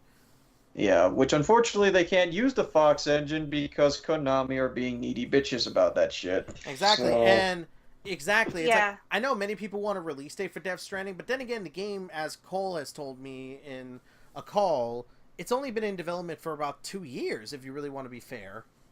Yeah, it was announced in 2016, which is actually technically not that far. I guess it technically probably entered technically, I guess it would have entered pre-production in 2015, and they're using the Guerrilla Games engine I think the Horizon Zero Dawn one actually. really? Wow. Yeah, I did a little bit of digging on that, and I guess Guerrilla Games has a good relationship with Kojima. Well, that's a good engine to use considering how fucking beautiful Horizon Zero Dawn and otherwise looks. But when it comes to oh yeah, and what was that game called? Control. They also showed off the game Control, I believe, at Sony's conference. Yeah. It was just basically just a teaser. It's a teaser, but it did show like some gameplay hints as well as what it's going to be like, because apparently you have the ability to basically like morph your surroundings and cause things to float and manipulate gravity. It looks really cool. Mm-hmm. Honestly, yeah, Sony, and like I said, Sony's conference, we got to see a lot of gameplay for a lot of their games. We got to see gameplay for Marvel Spider-Man, for Ghost of Tsushima, for Last of Us 2, for like Death Stranding, even if it's not a lot. And we got to see some more stuff from Kingdom Hearts. Like, we got to see a lot of cool shit at the conferences themselves, and I'm glad for that. Mm-hmm. Mm-hmm. It's like I said, here's the problem though. Sony wasn't really as consistent, however, with its with its presentation. Like, it was very disjointed, as Zachary said. Mm-hmm. Oh yeah, and after like the pre-show stuff, can you just imagine? Watching it live, just like after Last of Us 2, they do this like 15-minute pre-show thing, and then they go to Sony. It's like, all right, we're gonna get a game, and we just see a guy playing an instrument. Just like, I want to see the game, please. I wait for over 15 minutes. Oh, that's Yeah. how I kind of saw, like, we went back to actually, like, go back on Twitter to see what were people's reactions to it. I saw a lot of people despise this conference, like, utterly bash it. And I have a feeling that it's because of the pacing of the whole thing, but it was also because we didn't have to sit through the 15-minute wait in between. Yeah. Another is that apparently people who were watching it on Twitch had a lot of sound in the stream and apparently kept cutting out. So I guess that's the benefit of watching it after it airs. We didn't have to deal with the presentation issues. Yeah, we could pretty much just like judge it by its own merits and not really judge it by the live merits. But if we did watch it live, we'd probably have a more negative opinion on this, probably. We'd I would likely be be singing surprised. in tune, so... Yeah, Yeah. so... It got past all that panel and pre-shit stuff. It's like, I think that Sony's conference was way more consistent in terms of its quality. It didn't really go down that much after that, like, clunky sort of prelude stuff. So You know what the crazy part is? Just out of sheer curiosity, I didn't really watch like the post show, but I saw like the end of it, and there was this trailer, highlights of games. I was just like, wow, there's so many of these games that wasn't shown at the conference. Yeah. Mm-hmm. I'm just like, oh, and that's one thing Sony definitely could have used. Definitely more of those exclusive games that they definitely had and they should have showed off. Which is the problem that Square Enix had, where a lot of their games were already shown off at Microsoft's conference, and really they should have kept some of that stuff for themselves. Sony said before the conference that most of what they would be showing is from Spider-Man, Death Stranding, Ghost of Tsushima, and Last of Us Part 2. And like, that's what they did, and I think that like their third-party stuff served their purposes enough to sort of keep our attention like in between all that. Yeah, because I think that we had Control, we had Resident Evil 2 Remake, And Neo 2 got an announcement. Yeah, that's right. And Neo then 2. Kingdom Hearts 3, we had that weird Yeah. Just Roiland VR game. Yeah, can take that or leave that. But Speaking of VR, speaking of like the PSVR, is it safe to say that Sony is slowly losing faith in it? Yep. yes, Yeah. They're pulling a Vita on it, and it's sad because the PlayStation VR is the most affordable access to VR gaming, and Sony are just like losing faith in it too soon. I'm hoping that they will try and continue it because I've actually been interested in actually getting into VR. Same. So, Anyways, which would be a damn shame if they just said, you know what, we're done. And I'm like, God damn it, I wanted to play more games on that thing. anyways, we need. it's like you didn't even have it for like 2 years, and now you're dropping it. It's like the move. Yep, Exactly. guys. I'll say it's about Sony. I'll say it's about Sony. Out of like the three big conferences between like Microsoft, Nintendo, and Sony's was probably like my least favorites out of the big three. Yeah, definitely. Oh, Same here. Mm. Anyways, with that said, now we need to give our verdict. Let it pass or let it burn. Pass. Pass. Pass. Yeah, I'll give it a pass. Yeah, definitely a pass because while it had Sony had a massive impact, it's just that it wasn't really it was a little inconsistent in certain areas, but it still is worthy of a pass. So now we move on to the final conference, which is one of the shorter ones, which is Nintendo. And Now, before we get to the big one, we should probably like quickly go over at least the few other games that they showed off first. well, we Oh got God. the problem. Well, we got to see. Well, they announced Fortnite for Switch, which we knew was going to happen. And Hey, guys, am I angry about some things regarding that? Hey, guys, can we please let Cole rant about this little thing? Go ahead. I was waiting. Okay, so the only thing that's coming for the Switch for Fortnite is the Battle Royale variant. It doesn't include the paid Save the World content because it's still in early access. If that's ever going to get on Nintendo console, who knows? Either way. Probably will. It probably will. It probably will eventually, but it's probably going to take a couple more years at the most. But, and this actually is not Nintendo's fault, it's Sony's. If you played Fortnite, Battle Royale, or whatever, if you linked your Epic Games account to your PS4, you can't play the game on the Switch. Apparently, though, if you linked it to your Xbox One, you still can play it on the Switch.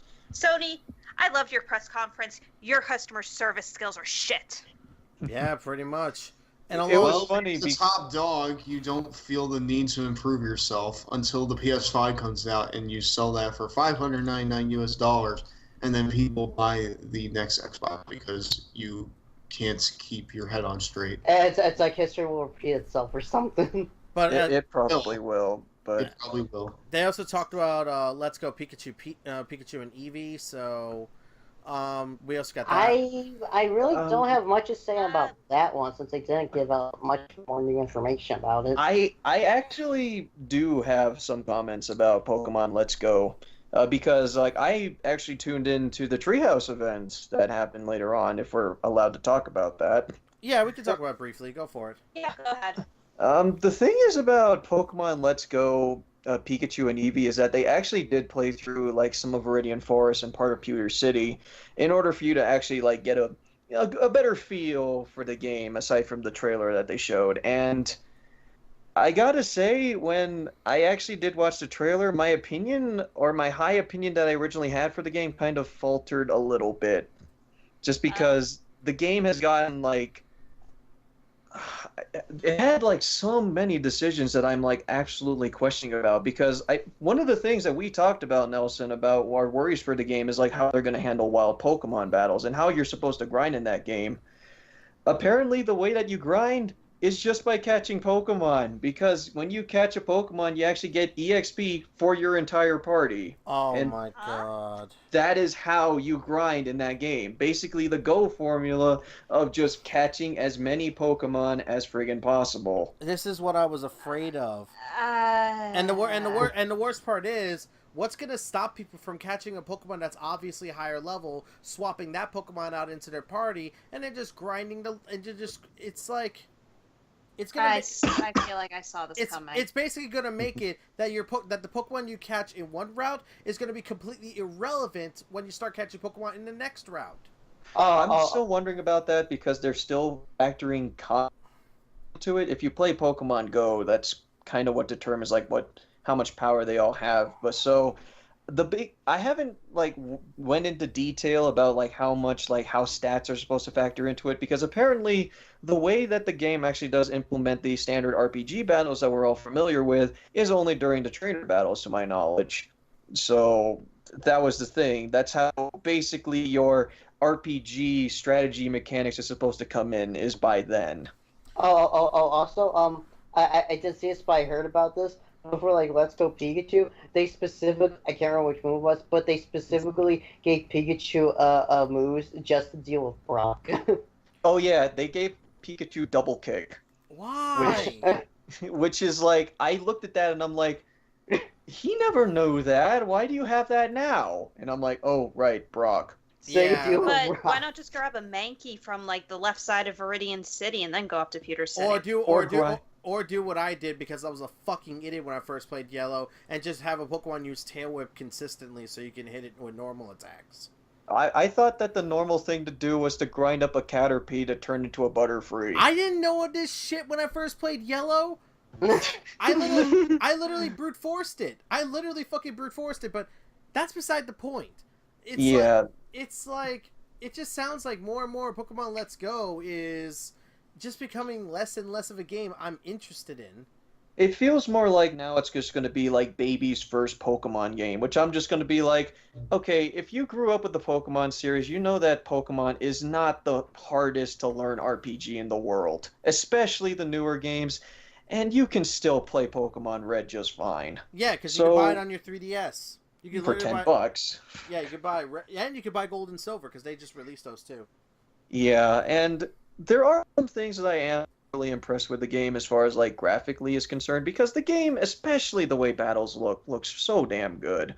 But there are like decisions that were made in order to like basically make the game a lot easier for folks that probably haven't touched an RPG in their lives, just to make it easier. The biggest shame that I have with it is that they even fucked up Gary. But that's boy, how did they fuck up Gary? They made him nice, and you shouldn't do that. Oh. What? Sorry about that, everyone. My internet chopped out a bit, but anyways, continuing from Pokemon Let's Go. Go ahead and Dean, Zachary, finish up your points so we can move on. Okay. Basically, what I was gonna say, the way Dean was describing it, and the way he basically said it's like, Pokemon for babies. It reminds me of something. It kind of reminds me. It kind of reminds me what Square tried to do in the '90s with Final Fantasy Mystic Quest. Oh, don't even get me started on that bullshit. I'll just wait for them to issue the nationwide strategy guide for how to play Pokemon. Yeah, with every copy of the game. Yeah, But but I think I was kind of done with my opinion on Pokemon Let's Go. By all means, it probably would be a really fun game in its own right, but I don't know. The more I just see out of it, the more I'm just a little bit disinterested out of basically the decisions that were made for that game, just to try and basically be a more modernized Pokemon Red, or Pokemon Yellow. And I don't think they're making the right calls for that one. Especially since we already got that with Fiery Red and Leaf Green. Yeah, and that does a much better job, all things considered. Yeah, exactly. So anyways, we also got standalone DLC for Xenoblade Chronicles 2. Which is also my field. We also got a actual, like, console Fire Emblem game. Like, we got a Fire... Oh, yeah.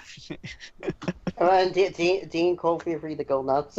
Hey, I'm allowed Dean can go nuts more because he's the big Fire Emblem person. I'm just the person who keeps trying to get into the series and has only been successful 1.5 times. And I just got into the series with Awakening thanks to Dean here, so... Yeah, so... Okay, so I mentioned before, or what Nelson mentioned before, there's the Xenoblade Chronicles 2 DLC. If you played the story for Xenoblade Chronicles 2 and enjoyed it like I do, you're probably going to enjoy what it's in store for that one. But for Fire Emblem Three Houses, oh my. It, How many times have I watched that trailer so far? Probably it's about as many times as I've watched the Devil May Cry 5 and Beyond Good and Evil 2 trailers. it Probably. definitely That's about many times as I watched the Smash Brothers Ultimate trailer. it definitely looks like they're adding some new. It definitely looks like they're adding some really cool stuff to make it feel like that you're on a battlefield. Like when you get into combat with a unit, you actually see like troops getting into combat with each other as like the two like generals slash officers get into battle. It's very Fire Emblem Warriors-esque. It is, and the biggest things that they did add for in terms of gameplay is the squad-based mechanic, because in other Fire Emblems you're usually just stuck with only 15 units on the field and they're only by their lonesome. Now you actually feel like you're commanding small squads within an army before you're actually taking on other units, which I find really cool for the series. Coming from a guy who's played Awakening, they did have the pair-up mechanic where you can have two units work together, or hell, just have them be next to each other to back each other up when either attacking an enemy unit or being attacked by said unit. Mm-hmm. Go ahead. Go ahead. No, that's all I wanted to say. Okay. But as far as the trailer's concerned, there were so many little tidbits that I actually did pick up from it. I'm not gonna go talk everyone's ear off on things that you probably don't know too much about, but the biggest things I did learn from this is apparently this game is going to be centered around three factions, which hence the term Three Houses. There are hints that the main character is possibly a creatable character because it's his appearance. Recently. Yeah, it's based off of his appearance as well as his role in the story, and trying to think on other do you think it's interesting... gonna go? Do you think it's gonna go the same route as Birthright and Conquest? Yeah, Birthright and Conquest. Because I remember both games had different stories to tell, but at the very end, you could decide what path you wanted to take. Not at the end, more like at the beginning. Sorry, beginning. Yeah, I'm an idiot. Yeah, well, you haven't played the games. Fair enough. But it's possible, but I don't think they're actually going to be developing 3 different games, because the thing about Fates is that they had to develop 3 different games overall, because each of the stories are different and each of the maps are different. Well, I wouldn't be surprised if they did something, not really make 3 different games, but maybe make your main character allied with maybe make your main character an ally of all 3 of them or something like that. And then I don't know, maybe you have to pick a side, or maybe pick the ones that you want to support and the ones that you want to go against. That is what I'm thinking the game is going to be like, because I think that you could easily have it so you basically just are with them throughout the entire time you unify the 3 houses. That's what I'm thinking, especially to fight a greater evil. That's what I'm thinking on how 3 Houses is going to look at, and it also, the game just looks drop dead gorgeous. It looks beautiful. Especially the music, and to my knowledge for the voice acting as well, the only character that we only hear from is Edelgard, which is the white-haired girl, and she, apparently voiced by Christina V, which is surprising. But anyways, Did you post a theory on Twitter that you think you might have pinned down who the character designer was? Yeah, it might be the same character designer who did the Persona games. Ah. Which is actually really interesting, and you can kind of note that from both their drawing style and how they shade their characters. Anyways, I hate to cut this, but we need to move it on, because we still got one more major thing to talk about, and I know this is gonna... Well, before we get to that, just one quick thing I want to say. Oh my god! Oh my gosh! Super Mario Party! Thank God they got rid of the car. Classic Mario Party smack! Woo! Yeah, Super Mario Party actually looks like a ton of fun, and it's I read up recently today that there will be a multiplayer online mode. Yes. Mm-hmm. Finally, I've been wanting something like that in a Mario Party for years. Here's the kicker, though, Logan. From what I heard, it's only for mini games. That's shitty. It is shitty, but it is what it is. But anyways, now we move on to the big thing about the Nintendo conference, which they spent the most time on. the new Smash Brothers game, and to very much Smash. and to make it very clear for everyone, it's not a port. It's a brand new game, as said by Nintendo. Nintendo, one of the... Let me look it up real fast. I have the article right here. Nintendo Treehouse Localization Manager said it during a Nintendo Treehouse, I guess, during E3. So, But that's good enough, honestly, because now people can stop the argument of, oh, it's a port. No, it's a new game. No, it's a new game, people. It's just that it includes every fucking character among all the Smash Bros. Can I just say the build up to that was really good. I had a sneaky suspicion about something because the moment I saw like the Wii Fit trailer, I'm just like, wait a minute, something's not right. And then here. we saw Solid Snake, and it literally said, "Everyone is everyone is here, and I lost my goddamn mind. And good God, the fucking artwork for that. Like, that better be the tagline. That better be the tagline for Smash Bros. Ultimate. Literally, it being called the tagline being "Everyone is here." I could see It's that like in the if you back of look the up- box. And plus, like, the friggin', like, art direction for the game is so good, too. Like, if you look up, like, the 3D renders for the characters, they all look friggin' awesome. Oh, Especially- they're greatly Like, designed. And especially, like, when you look at them, like, super up close. They're super detailed. Hey, Logan, I think Mario has spent too much time with Sonic with how shiny he is. I mean, and He the looks game like a Sonic Adventure DX character. and the game's Yeah. running on the Unreal Engine, which holy shit, Oh, is that confirmed now? I think it is. Yeah. Yeah, it was. No, it Like, did that was say at the Unreal end of the Engine. trailer. Yeah, so- it was mentioned in the trailer. Yeah. Yeah, I think it is running on Unreal, but still, that game looks fucking beautiful, and the fact that they've added every character within every Smash Bros., all the stages from some of the exclusive games, like freaking the 3DS version. The only thing we still don't know anything about is single-player offerings and the degree of online capability, because they did say with the Mii fighters, because they are back, they want to try to make the Mii fighters possible for online play, which, yes, I want that. I want to play as a created character online. That's fun. That's always fun to play against other players with a created character and show them and basically beat their asses as, whatever cosplay you came up with. Like Lucina gets beat by fake Lucina. that'd Although be funny. technically, not every stage is confirmed yet. Like Poke Floats from Melee is not confirmed yet. Mute City from Melee is not confirmed yet. Gamer from WarioWare isn't confirmed yet. But Give it time. it's like for Wait, the has most part, it? pretty much everything is there right now. Yeah, when it comes to characters, and they've even added new characters, which they added this system called Echo characters, which are supposed to be like Nintendo's answer to clones, where basically an Echo character is, yes, they're basically a clone, but they're meant to be like separated from the normal roster, which is why you'll see them having the same. What I'm thinking is that they're probably like a separate skin of that character that you could play as. Like, you could switch between regular character and Echo character. And I kind of like that because it basically prevents the roster from getting junked up. Yeah. Yeah. Yeah, I can see that. I can see that as well as just like with slight differences on their moveset, but I haven't seen exactly like how different Peach is from Daisy. But we have seen, but we do know the differences between Marth and Lucina, who Lucina is Marth's Echo character. Yeah, and And Lucina Dark has more is balanced better. attacks. Which I'm completely okay with that. They also gave us more info about the mechanics of Smash Bros. And they even did an invitational to show us some gameplay, including the new characters like Inkling. I did see someone play Peach, but I didn't get to see it for long. And also, fucking Ridley's in the game. Ridley, Yeah, fuck you, Smash community. He's not too big. He's there now.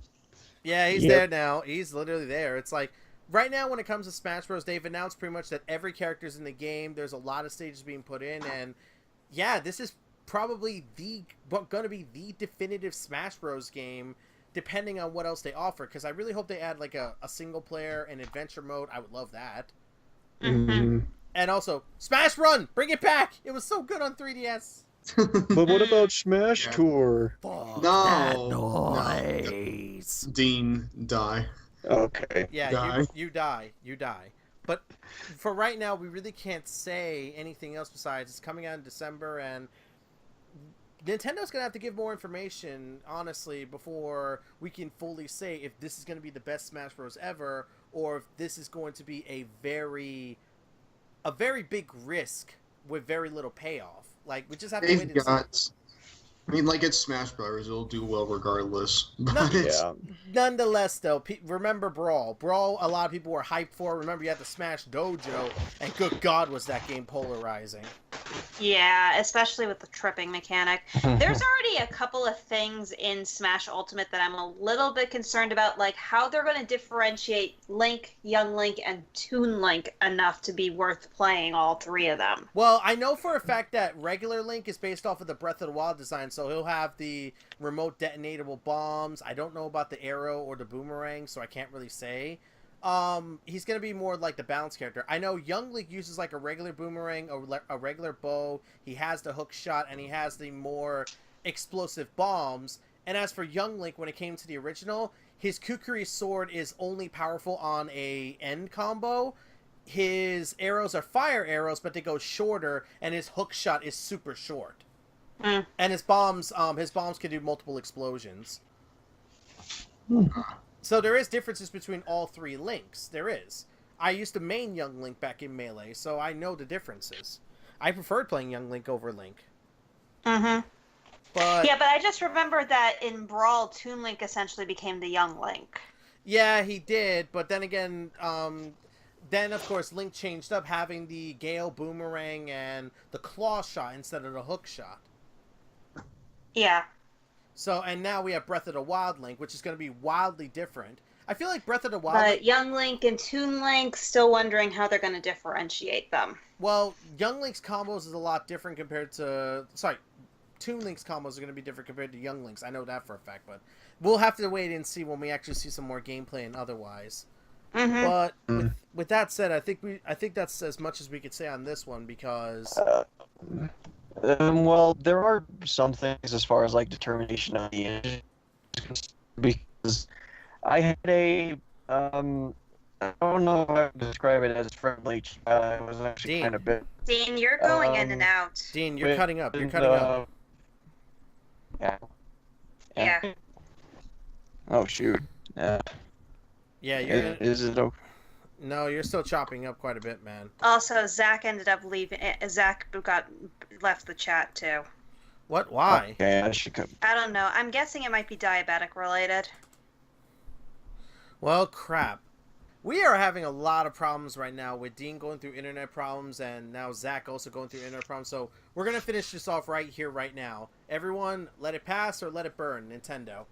Pass. Oh, wait. I'm back. Oh, there he is, there he is, there he is, there he is, there he is.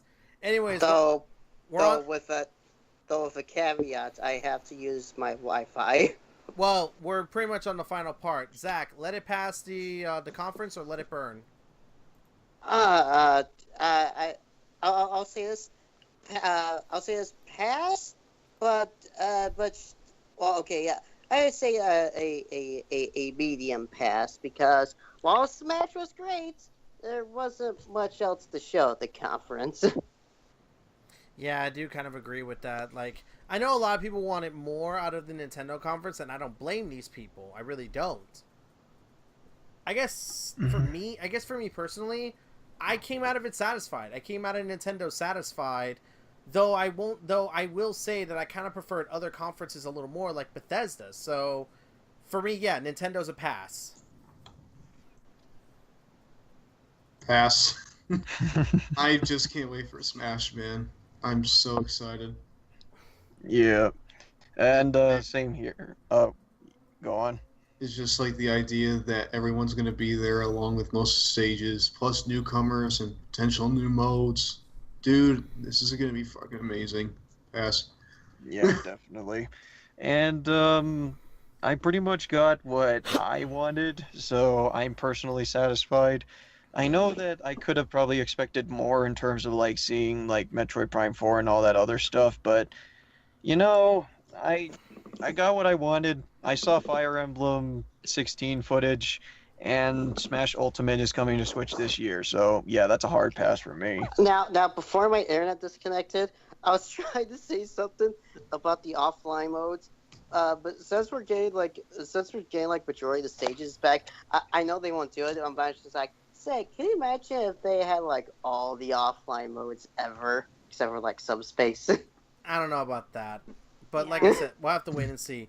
Anyways, Cole, let it pass or let it burn. Soft pass. What they showed was great. A little bit bitter that we didn't get any Bayonetta 3. All right, so now we move on to the final part of the discussion, and in this we're going to go in alphabetical order. So, Oh wait, guys, I just got my internet back on my laptop, so I'm gonna switch over back to that real quick. all right, so we'll continue for now. So, anyways, we are going to move on. We are going to move on to basically our favorite and least favorite conferences of E3, and here's the thing. This is the reason I'm saying it like this because we're not doing best and worst. We're doing favorite and least favorite because I feel like that's a little bit more subjective. And also, hi Zach, welcome back. Hi. Yeah. Anyway, so Dean, what was your favorite and least favorite conference of E3? And if you've been paying attention to this conference, I'm sure you know what ours are. Yeah, I think it would have been fairly easy on that. I know that some folks can already tell on like some objective reasoning on like how the different conferences had already turned out, but as far as like the one that I most enjoyed as well as I got the most hyped out of, I probably would have to say Nintendo is the one that wins it for me. Just because like I managed to get like pretty much like the games that I wanted out of it, and it was the conference that did hold the most attention out of me, with Fortnite notwithstanding. And especially with Smash Ultimate also being a thing, that definitely helped its case for it. I do recognize the problems with Nintendo's conference, but I still enjoyed it like plenty. Mm-hmm. And your least favorite? Who do you think? Yeah, it's I'm not sure. It's like I have a tie between like either EA or Ubisoft, honestly. But I would have to say that EA probably, because like EA definitely had like a lot of major low points for me in terms of that, and only had like one game I was remotely interested in.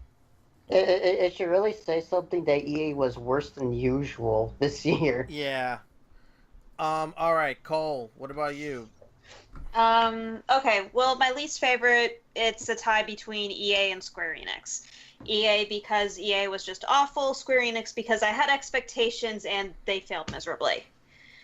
My favorite, though, and this is actually very surprising to me, was actually Microsoft. I think that out of all of the presentations, they probably had the most games that caught my attention and that I was the most interested in, with the obvious exception of Beyond Good and Evil 2. Yeah, and I have to say I can no longer use the, and I have to say I now own an Xbox One, so if Devil May Cry 5 ends up being a timed exclusive, I'm not waiting. Time exclusives are still bullshit, though. Yes, they are. Anyways, Logan, favorite and least favorite conference? Well, I think you know what my most favorite is. I don't, because Anna died. Nintendo, because Smash, along with Super Mario Party, Fire Emblem, Hollow Knights, that's also coming. Rather, it's already there. Yeah, It came out at launch. Yeah, I was gonna say, look, it's like Smash is great, and it had enough great stuff there to sort of supplement it beforehand. Fucking EA, though, I don't know what happened. Like, how can you be so tone deaf as to the current public position of your company, and yet fuck it up so royally in such obvious ways, you know? Logan, didn't you say? Didn't you, at one point you said I could probably do better editing than EA did? Which he did. And he did, actually. Yeah. Yeah. Which is down in the description. Down there, and you'll see better editing from me than fucking EA's conference. That shit was edited like a friggin' first-year film class student. Zachary, favorite and least favorite? Well, as far as least favorite goes, definitely EA. I'm actually, EA is already bad enough in E3s, but I'm just like shocked that they were like worse than usual this year.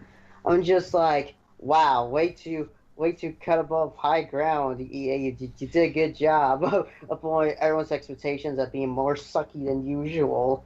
And of course, to end insult to injury, of course, we brought out the Command and Conquest mobile game, Command and Conquer game. It's just like, oh, I feel sorry I feel sorry for the actual fans of this. That game is an absolute insult. I know, and like people said, there was only one good thing about the EA press conference, and oh my, and that's pretty bad. As for favorites, if we were talking about what was probably the best, for me, I'm actually gonna do a tie thing here. It's actually a tie between Microsoft and Nintendo. I thought both were very strong. Well, yes, Nintendo didn't really show a lot. What they did show was pretty good stuff, and plus Smash was great. And speaking of Smash, gosh dang it, because Nelson brought this up earlier, I feel like I had to main Wolf now. Yeah. And as for Microsoft, they were like, consistently good and all of that. The only low point I had for Microsoft was when they showed off Forza. But again, it's like Forza, I'm just kind of whatever. But what I think is a million times better if people were playing Forza while in a Forza car. All right. Anyways, a new car. Anyways, now I'm up. Yeah, I'm gonna follow the trend and say least favorite is EA because here's the thing. I always expect EA not to be that good. Square Enix was very close to being my least favorite, but at least they gave me a couple of things I cared about. But here, EA gave me, like, not only did they make me feel more complacent than ever before, I felt like my time was wasted. I felt like I wasted my goddamn time watching that conference, and that is the one thing I absolutely despise, is having my time wasted. Square Enix, like, did anger me to some degree, but I didn't feel like I wasted my time watching Square Enix. And it's like we said before. It's like they shouldn't even bother to show up. Exactly. Mm-hmm. I could have skipped EA and not missed anything, and I fucking mean that. Well, the only thing you would have missed is the insult to the fans of Command and Conquer. I would have found that out on Twitter, honestly, but that's what I'm saying. I could have skipped that and not missed a damn thing.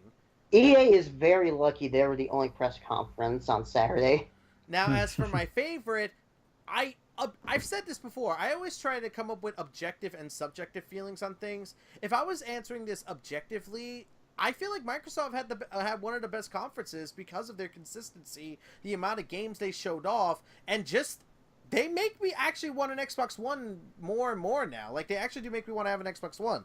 But if we're talking about my personal favorite, it's Bethesda. I loved Bethesda's conference. It had a slow beginning, sure, but it showed off some games that I'm either A, interested in and showing new content for it, or, sequels like Doom, like the new Doom game, because I want to play the first Doom. And they answered some important questions for Fallout 76, because Fallout's my favorite gaming franchise of all time, so I was very scared about Fallout 76, but after they answered everything I was wondering about, especially in a later interview and otherwise, and they showed off the gameplay on how it's going to be and otherwise, this is a game I can't wait to pick up, make my friends buy, so we can just nuke some other poor sap. You're not going to make me buy it. You're buying it, Zachary, because you won't buy Monster Hunter. Yeah, well, hey, Nelson, I'm gonna do the Rovers on you. I'll only play it if you buy me it. I may very well do that, man. So does that mean that Nelson, Zach, Dean, maybe Logan, and I are going to be teaming up in our own little group and then just nuking the hell out of everyone? Yes. Yes. The Wolf, or get nuked ourselves. The Wolf podcast will This nuke the is world. our wasteland now. Yep, the Wolf. Like I said, the Wolf podcast will nuke the world. But by the way, No wonder the rest of the country looks like crap. Oh. We did it. We did it! We saved everyone! And then it just shows the nuclear wasteland behind us. So we caused fallout. Cool. Yeah, pretty much. By the way, Nelson. How funny that your two favorite conferences were back to back. I know, right? But Yep. yeah, personally, I loved Bethesda. I cannot wait for Fallout 76. Playing Fallout Shelter on my Switch has also been fun. And I may give that Skyrim game, that Elder Scrolls game on mobile a crack as well. Give it a try, see what I think about it when it eventually comes to Android. I was about to ask if you were actually going to get the very special edition. I don't of have Skyrim. Amazon Alexa. I thought you wanted it on pager though. And also, I was about to say, Dude, fuck the pager version. Etch-a-Sketch version is where it's at. No, refrigerator. That's my main way of playing. Bethesda, please release an Etch-a-Sketch that says Skyrim Etch-a-Sketch Edition, please. Yes, please. wait, Nelson, can you actually get Skyrim on your phone? No, not Skyrim. I didn't mean Skyrim. I meant that Elder Scrolls game on your phone. I know, but can you actually get Skyrim on your phone? I wouldn't Nope, be, not yet. I wouldn't be Not surprised. yet, but eventually. I wouldn't be Soon. surprised, honestly. But anyway, Next E3. yeah, You Bethesda fanboy. But anyways, I think we can end it off here because we're about to be 2 hours in. So, You Bethesda fanboy. hey, I am what I am. But anyways, that's going to be the end of our Wolf podcast for the E3 post-show discussion. I want to thank everyone who came on board for this one, and I will leave you all with a question. What did you think about our thoughts of E3? What were your favorite and least favorite conferences? Did you have a game that you're looking forward to? Were you disappointed in any kind of way? Go ahead and leave your comments down below, and we'll discuss it in the comment section. So And did I fanboy too much about Fire Emblem? Yes or no? Till next time, Did I guys. scream too loud during Ridley? And anyways, check out Logan's video down below, which is going to have the highlights for our reactions to each of the conferences. Anyways, till next time, guys, I'm Kina47, aka Wolfkeen, along with... I am Demikami, says DMPone 3000. I am FlOrangey, and I never thought I'd see the day I said Microsoft had the best conference. Seriously. I've been Geeky Steven, and Smash Ultimate is gonna melt my fucking face and feet and chest off. I can't wait. Except your hands, you gotta play that game. Yeah, exactly. And I've been Mario Fanboy 15, and I'm still and I've been pissed that I wasn't able to gush about Smash some more. Yeah, blame your internet. Blame your internet. Though I will say Zero Suit Samus and Solid Snake are looking thick as fuck. I fucking hate you so much. Fine. Till next time, guys. Take care.